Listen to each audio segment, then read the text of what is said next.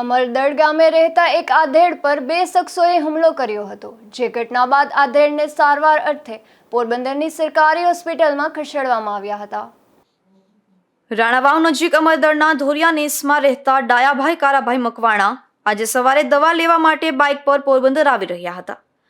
આ દરમિયાન દિગ્વિજયગઢ રોડ પર આવેલ મંદિરની બાજુમાં બે શખ્સોએ તેઓને અટકાવી માર માર્યો હતો. આથી તેઓને સારવાર માટે પોરબંદરની સરકારી હોસ્પિટલે ખસેડવામાં આવ્યા છે. ડાયાભાઈ કારાભાઈ મકવાણા, ધોરિયા નેસ, અમરદર. આજે સવારના હું મારી પોતાની દવા લેવા માટે નીકળ્યો ત્યારે રસ્તામાં ઓડો બાંધીને બેઠા હતા. મને મારઝૂટ કરી મોંડ મારવામાં આવેલો છે. લાકડાના ધોકા મારેલો છે. ને 2 દિવસ પહેલા મારા ભાઈના છોકરાને મારેલો છે ને છોકરીઓને મારેલો છે. 2 વખત તો ફરિયાદ રાણાઓમાં લખાવેલી છે એના નામની, પણ એમ કહે કે તમારે થાય કરી લેવાનું, પોલીસ અમારે શું કરી લે છે. આજે તો બહુ સવારના મારઝૂટ કરી મને અત્યાર.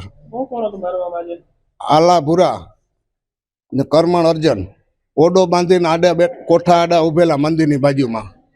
હું નીકળ્યો એટલે સીધો મને મારવાનું ચાલુ કરી દીધો. એની 2 જણા નહીં કે હજી તો મારી જ નાખવાના છે.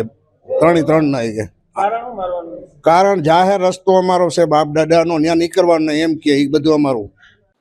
ડાયાભાઈ પર હુમલો કરનારા શખ્સે 2 દિવસ પહેલા તેના ભાઈ પર પણ હુમલો કર્યો હોવાનું અને તે અંગે પોલીસ ફરિયાદ પણ નોંધાવી હોવાનું ડાયાભાઈએ જણાવ્યું છે. ત્યારે પોલીસે તેના નિવેદન બાદ આગળની કાર્યવાહી હાથ ધરી છે.